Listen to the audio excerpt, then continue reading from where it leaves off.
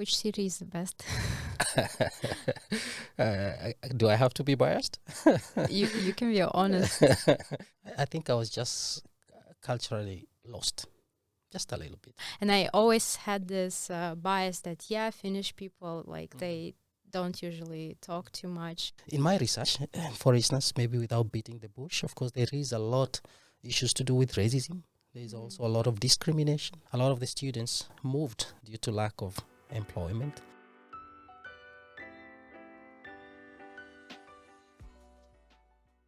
Hello, everyone. My name is Iliara again, and welcome to a new episode of Talent Boost podcast. Today, I have an interesting guest, and it is Senior Lecturer of Nursing Program. And please welcome Suleiman. Hello, everybody. Hello.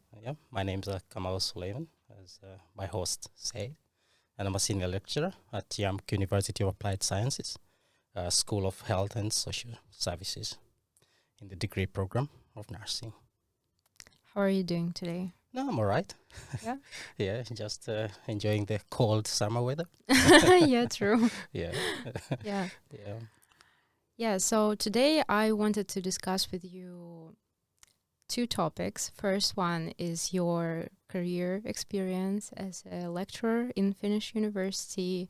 So we want to hear from you your opinion about Finnish education system, and was it hard getting to work in university and etc. And also mentioning some challenges that nursing students, international students specifically, might be facing in Finland, as well as something about integration to Finnish society. Yeah.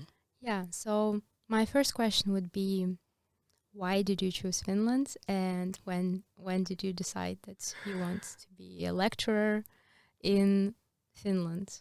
Yeah, that's quite an interesting question because, of course, it takes me back maybe 13 years. And because when I came to Finland, my choice coming here was to come and study, of course, to study nursing.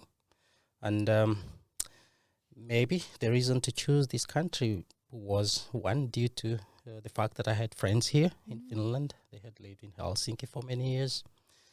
But also, again, I think in those years, there were also stories in my country about Finland and the type of education, quality of education, and higher education. And also, it was open application for international students then, as it is now. And then I just made a choice maybe to come to Finland because I also was a young man and I was looking also for an education, and nursing was something that I wanted to do, but I couldn't do in my country. And so I applied and did all the processes, and I found myself here. Was being a teacher your initial choice in your career? I think I wouldn't say it was my initial choice, but the interest grew as I was studying here because I did like how my teachers were teaching, and I did like the school environment. I've always loved to study, and at the moment I'm also a student at the same time. I'm also doing my PhD now. So I think I've always loved education and things to do with education, learning new things, and maybe teaching as well. And so probably that's why my push to become a teacher came as I was studying. Yeah. How different is education system in Finland compared to other countries and also your country, Kenya? Yeah, it's the comparison is quite broad because, of course, the approaches to teaching are quite different. And also, as you know, education, of course, is politically driven, and also the goals of education are towards meeting the societal needs. So I think the needs in Finland and Finnish society are different from the Kenyan and other contexts. But I think there is quite a good approach to higher education learning in Finland, because I think the system is so, I wouldn't say laissez-faire, but I think it's a little bit relaxed. There's the hierarchy. I think there's this lack, not deliberate lack of putting too much hierarchy to education, so that there's free interaction between the educator and the students, and also it encourages creativity through teaching approaches, pedagogical approaches that have been chosen. And I think it's a mind-opening approach to education that is making the Finnish education quite different from other nations. Because if you think about my country, and I would say it's a little bit of a park the bus system, the bus system, where you park the bus, you put the students to sit, and the teacher drives the bus. So the teacher is the fountain of knowledge, and the students are just recipients of knowledge. They do not have encourage this kind of too much creativity. But I think in Finland and the pedagogical approaches we've chosen and creation of a student-driven education system is quite good. That the student has an input on what they learn, and they can be creative in such a system. I like what you're saying, because as a previous students, now alumni, I can definitely say that when I was first coming to Finland, I never knew actually why people say that Finnish education system is one of the best in the world. And I was studying in US before, in the high school as well, and I probably had a lot of things to compare. And then I think after I have graduated, I kind of understood, yeah, definitely Finnish education is one of the best. And I like how there is no kind of hierarchy. That's teacher is not someone like really above students, and it's okay. And he, as a teacher, or she admits that, yeah, I'm a teacher, but I also can make mistakes and etc. So I agree with you. As teachers, we are also humans. Yeah, yeah, of course. Yeah.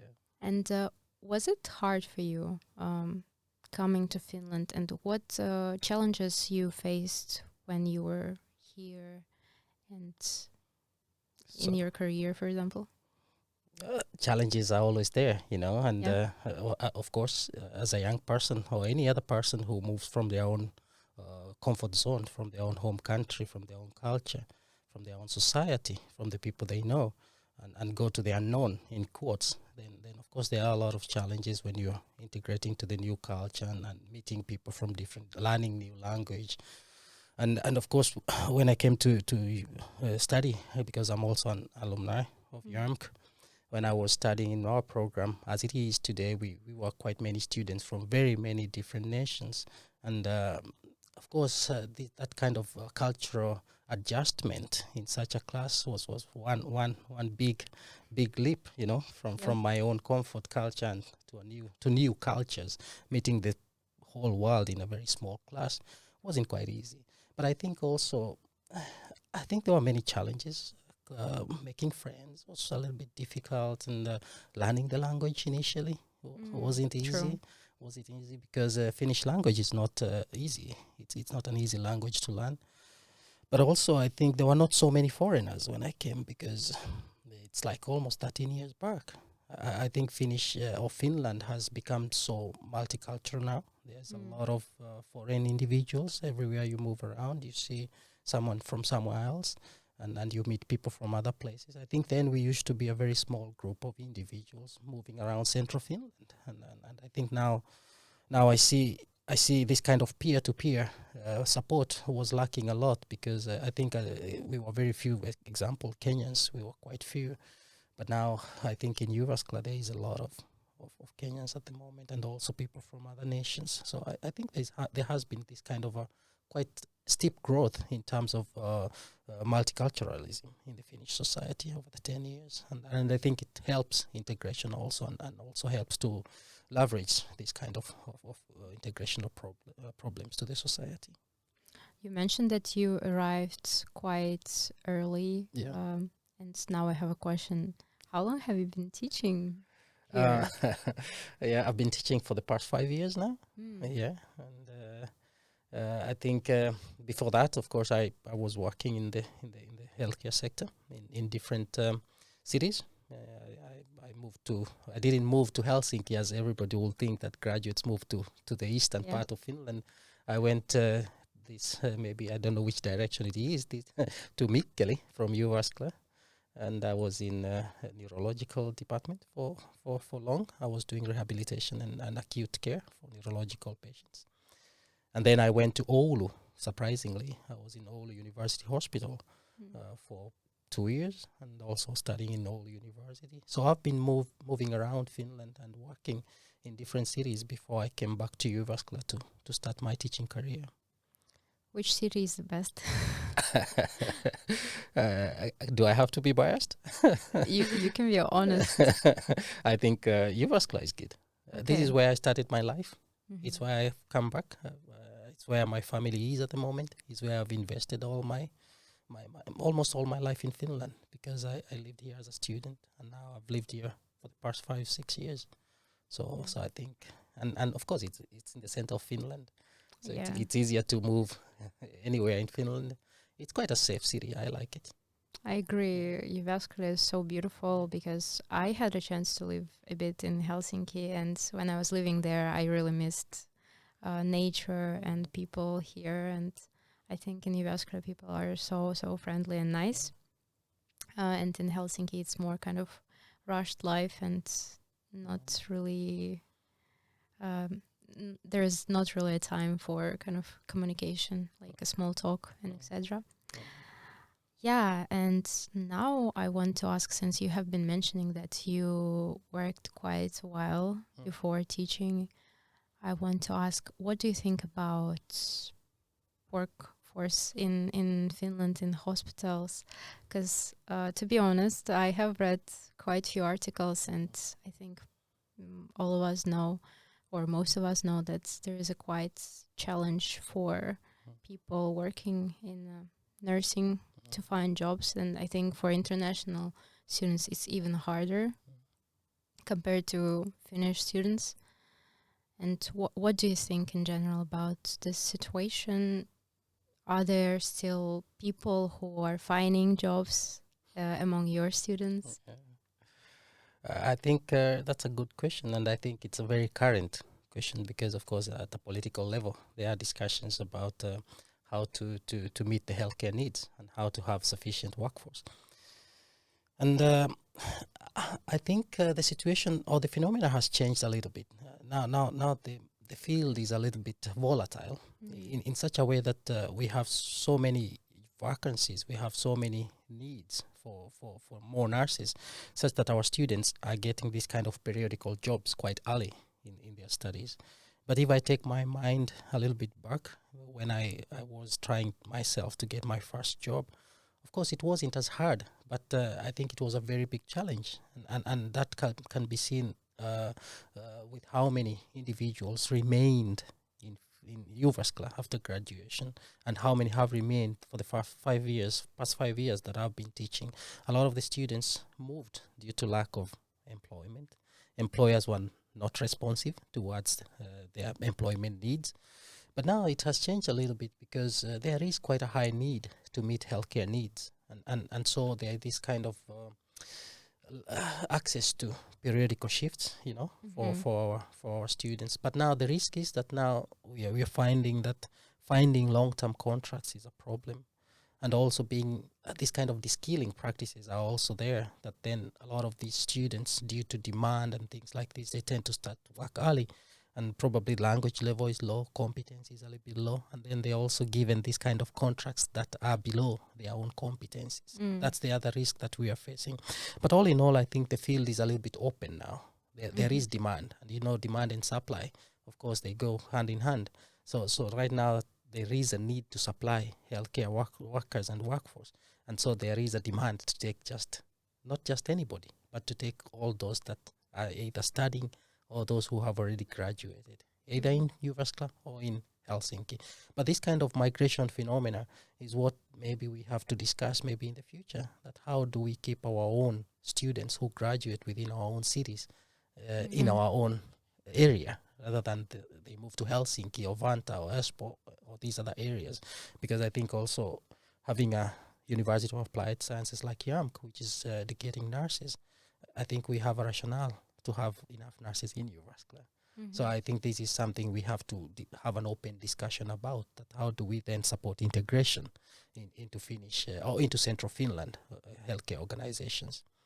And of course, you might ask me, is it easy to integrate into these organizations? I think that's a topic that you might want to talk about later. Yeah. And transition is one thing, and integrating is another. You can't transit but not integrate. And so there's this kind of early transition and postgraduate transition, but is there integration? and how is it that we can also try to help and stop attrition as well, because a lot of these nurses are moving here and there. They cannot stick into one organization for long. So these are discussions maybe we need to see what are the reasons for these, and how can organizations support, how can the school, University of Applied Sciences support and stuff like that. Do you think that one of the main reasons why international nursing students are struggling to find jobs, like full-time jobs, is due to lack of Finnish language knowledge? Or is there other bigger problem, maybe from the market side? That's a good question, and I think it's not all about the language, to be honest. I think if it's about the language, then at the moment, students who are working periodical shifts, who have stayed in Finland less than half a year, then they shouldn't be working. With what language are they working? So there is a problem that is hiding behind language. Language is just but a veil that has been put, of course, to give a reason as to why an individual should not work or an individual should not get a long-term contract. I think there are other issues. I think organizations have to do a lot. And when we look at organizational culture, I think there is just a culture in many organizations, or maybe an inexperience. Maybe let me not talk about culture, because an organizational culture might be one very big issue. But I think lack of experience with international talent in many healthcare organizations is what keeps is one of the main issue that keeps them from employing or maybe even integrating international talent into their organizations. I think this is, and also there is also other issues, of course, cultural issues, lack of diversity policies within organizations. And also, of course, there is, in my research, for instance, maybe without beating the bush, of course, there is a lot issues to do with racism. There is also a lot of discrimination. There is also a lot of this lack of equity and equality within organizations. I think they need to really look at how maybe to build a workforce that is built on quite good work ethics. I think so. Yeah. Okay. Thank you for your such a full, detailed response. I think, there are still cases where definitely cases of racism and discrimination, and I'm hoping that it's changing in a positive direction. You have mentioned cultural issues, so I think I now want to transit to another topic about integration to Finnish society and culture. So first question would be, did you face cultural, shock and challenge in terms of adaptation in a new country? Yes, of course, but I wouldn't call it cultural shock. I think I was just culturally lost, just a little bit. I had to adjust. Of course, I had to learn how to live in Finland. This is not my home country, but now I feel like I'm home after all those years, because I've learned a lot of what I might call the Finnish way of living, the Finnish way of communicating. Of course, I haven't lost myself. I haven't lost my culture, but I've gained a lot. The longer you stay also with and you interact with people from different cultures, you learn a lot, and there has to be that kind of cultural openness if you want to really. I used to be a student and I was studying here, and I used to go to student parties. And I could meet Finnish individuals there as well, and other students from other nations. I think we have also to look at individual aspects, or even what are some of the individual competencies that we might need for a person to integrate into a society and alleviate cultural shock. We have to have this kind of openness to interact, openness to also look at other things in other cultures. Then you of course, there are a lot of good things here, and of course there are a lot of good cultural issues in Kenya. So you have to find a balance between both. And I think I will say I was good at that. I didn't isolate myself. I think if you isolate yourself a lot, then you don't get to learn the culture of the other. Yeah. I think that's what happened to me, isolation, because Exactly. I came in 2018 and most of my years were not like offline learning, and I had to be at home in Finland all by myself. And when I arrived to Finland, I was just 17 years old. Now looking back, I realized that this is quite a young age. But when I was 17, I thought, no, I'm adult. I already know how to live in a foreign country, because before, as I said, I have been living in US, and I like actually to travel a lot. So for me, going to Finland wasn't something scary compared to other students who might be like discovering Finland as a first new foreign country. So I thought that I was prepared, but to be honest, I wasn't. And I think this integration is one of my favorite topics, because I think as many international students, I still feel like home is everywhere and home is nowhere. Yeah. And I think many international students can relate to that, because like I feel that now my home country is still my home, and I do love my country and culture, traditions.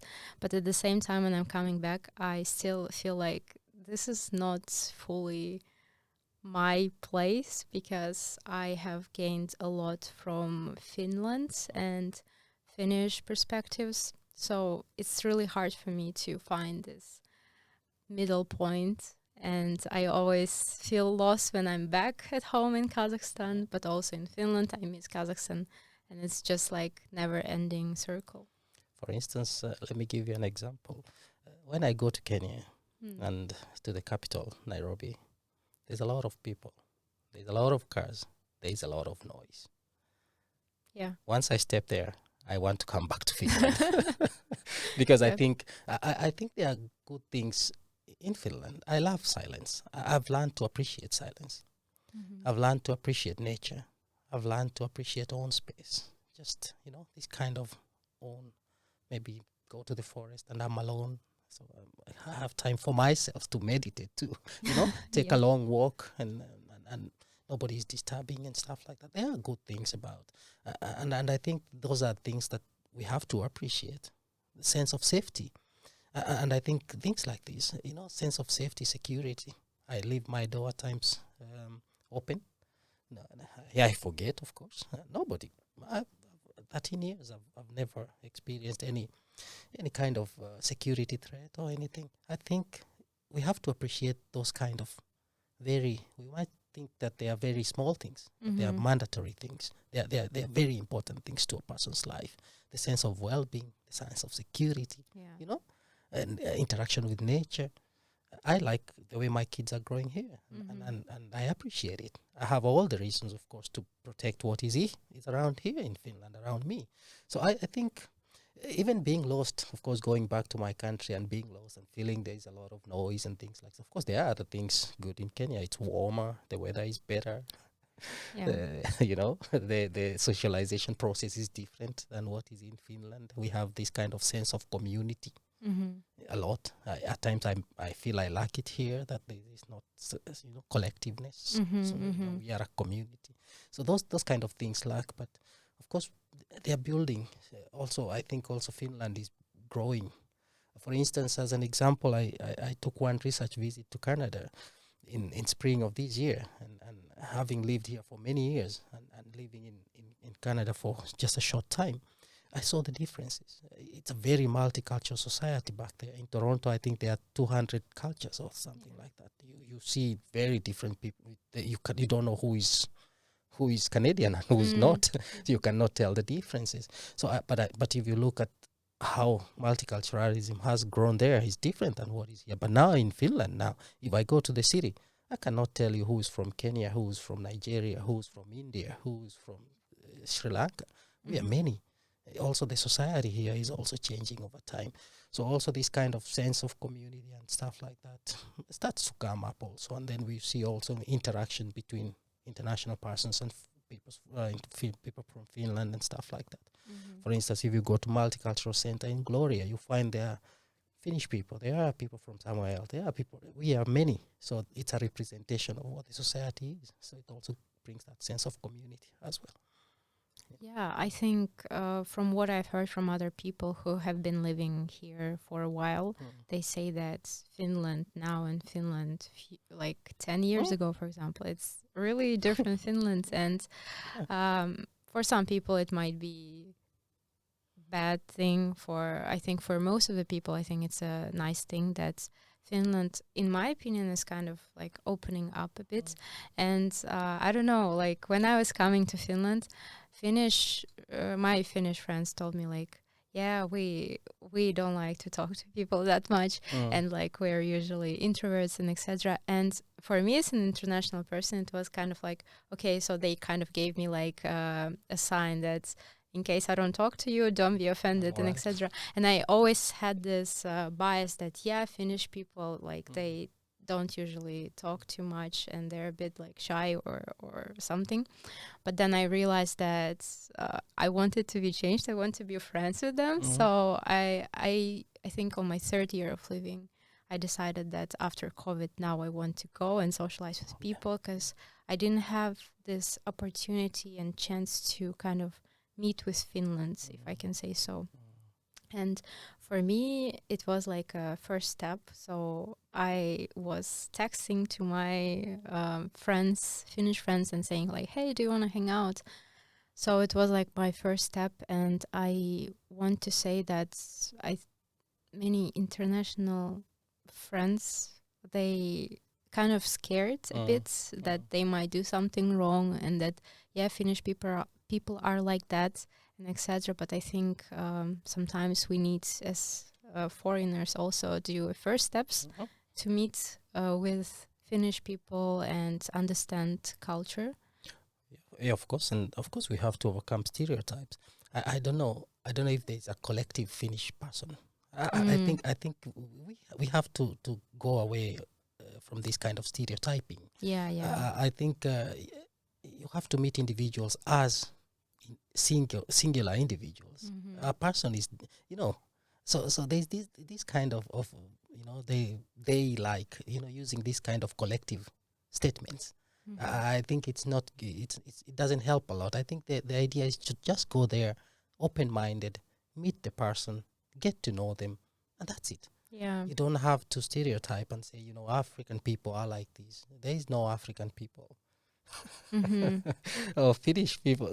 Completely. You look at the individual as they are. Otherwise, then you will always have this in your mind that probably if I meet you, you're from Finland. I expect you to behave this way. I expect you this way. So I have to limit myself from even talking to you. But if I take you as an individual, then I'll want to say hi. I'll want to, So this kind of societal stereotypes we have to really. And also, it's good that you say that foreign people have to take the first step. It's true. I think the responsibility is on all of us.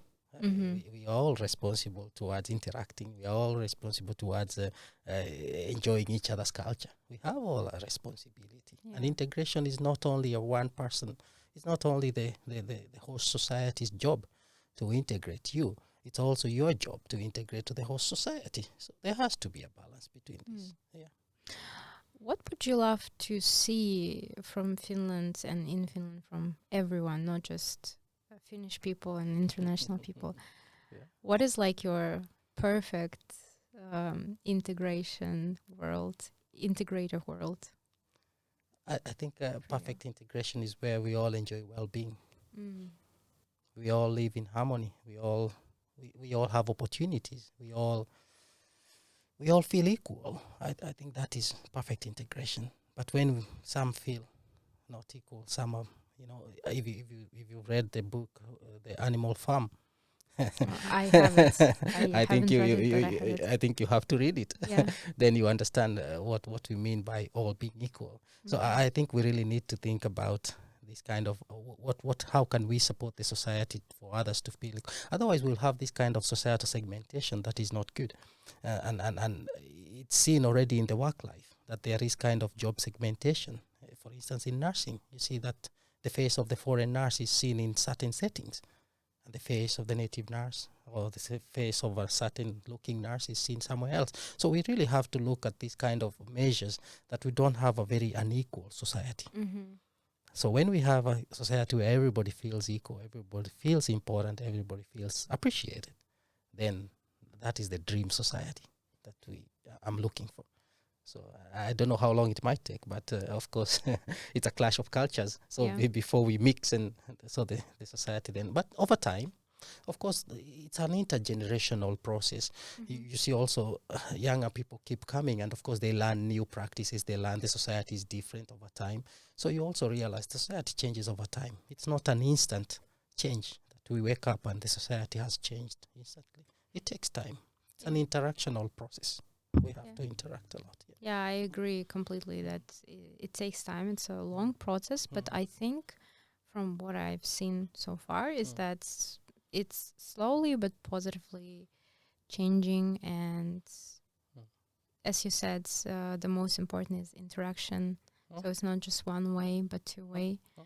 And completely agree with that. Yeah. I also probably would love to, and I also want to mention actually that I think what I would love personally from Finland and maybe also Jamk, we have been talking about it with our like other staff members, that it would be nice if university can also kind of organize this events that help all students, not just international, just Finnish people, but all together kind of integrate with each other via different things. I think my favorite would be via food. I wanted, when I came here, to do a food festival with my friends, Finnish friends, so we can all cook our traditional food and exchange it. I think it's such a nice example and a way to exchange about our cultures. And I would love to see more this kind of events as a student, and I think many students would also support that idea. Yeah, I think it's a good idea, but we also have to make this kind of international weeks. I think I was studying in University of Oulu, and I was in one meeting last week in Seinäjoki, and we discussed on how to integrate international students at UAS level. And I think in University of Applied Sciences, from my own experience, first as an educator, two as a student who studied here, and three as a student who studied in research university, I think research universities do better in integrating and having this kind of internationalization programs or international program, like international programs that support internationalization within the institution itself more than UAS. We used to have in University of Oulu Cultural Week. The whole week, people from different nations had their own music on the corridors. They had this kind of flags flying the whole week. Different events, different cultural events. Then you get to know, of course, that there are people from other nations in our society and university. But now, in curricula, of course, in the School of Nursing, we have one course. It's a 3 ECTS course called Cultural Nursing, where Finnish students and international students do study together for 3 ECTS. The teaching language is English, so also that's also one way to start. That then you have all these kind of individuals from different native and also those who have come from abroad, who are culturally diverse, to meet together and also have this kind of cultural interaction as well. So it's also with what we can do as social events, and also we can do academically through our own curricula. So there has to be so it can be done in many ways. I remember I was late in my first year, and I missed Finnish course, and they told me like I can take it with exchange students, and I have been studying with them. And the same was, I think I took one course with nursing degree program, so I had to go to your campus and study with nursing students. So it was really interesting experience, and I was like, wow, there are so many people that I don't know, and Jamk is something more than just my program, more than IB, and I was really surprised, and I really want also to see these events happening, and also academically course integrated between different degree programs and etc. That's true. That's true, and I think that's the future. I think it's the future, and if you look at the fact that Finland is trying to triple the number of international students by 2030, I think there's gonna be a lot of students. Yeah. And so I think there's a reason as to why then we have to bring them together. And we have also to have this kind of but what I want to see myself, and I think it's something that I wanted for long, is to see what a multicultural university will look like. A university that has also representation at certain different levels of the people in the society. For instance, now educators of different cultures, for instance, administrators of different cultures, for instance, maybe diversity, equity programs, maybe an office that is standing, that is a day office. That is something I've been thinking about for a long time. And I think if I look at our institution, we have so many people from different cultural backgrounds and linguistic backgrounds. I think we need to have this kind of day, a standing day office, where then you have also day workers, so diversity, equity and inclusion office, and diversity, equity and inclusion activities. So that might be maybe the link between, of course, different campuses. Yeah. Also might be the link between different degree programs, might be the link between different cultures within there, might also be the link towards bringing equity, inclusion within, and also appreciation of diversity within higher education. I think that's something I'm looking forward to. There are also very few universities that have the day workers. I think Oulu University is the only one at the moment that has already an outstanding day office that is funded, that is, there and is stationed somewhere. I think at Jamk, maybe it's maybe the ideal future. Yeah. I will say it's the ideal future, but we are headed towards, I think there is a lot institutional level, a lot UAS talent boost programs. I think you guys have done well, and they are national programs. I think you have these are some of the activities probably day offices might run. Yeah. This is good. Yeah. Yes, talent boost. We try our best with what we have, as our budget allows, to do our best to help in integration, I think. And I think we did this international days where I think they gave international food as a lunch, and we also played some their international music. Yeah, so it was one of the ways, but I hope to see more, and I honestly really appreciate that you mentioned all of that. It was really nice, I think, to hear it from your side. And as a teacher and also as a alumni and also as an international person who have been living in Finland for a while. And yeah, I see the positive changes. I want to see even more. And as you said, one day, maybe in the future, we will see this ideal world that you have described. It was really nice to discuss everything with you. I think we're coming to the end slowly, and yeah.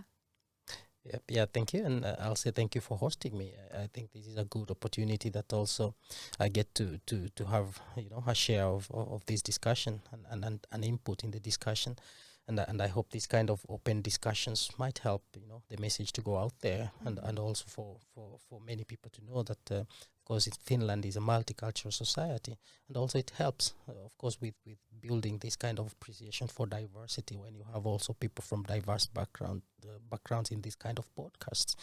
So I think it's a positive, and I think they are positive discussions. I think now Finland has been always an open society, but now it's even open here. Yeah. You can say you can voice out your what you have in mind and stuff like that, and there is appreciation. But the discussion is going further and further, and let's see what happens. Of course, you can also see at the political level how hard it is when you have to discuss issues with people from different cultures. These my migration. Yeah. If you look at the stalemate at the political level, it is. So we do not. I think it's not only at at the small societal level. I think also at the political level, there are a lot of things to be done towards, of course, then having more people from international backgrounds coming in. So it's not only here. I think it goes a little bit higher as well. But I hope probably politically there is a solution towards this migration issue. Okay. Thank you. Yeah. Thank you, guys. Bye.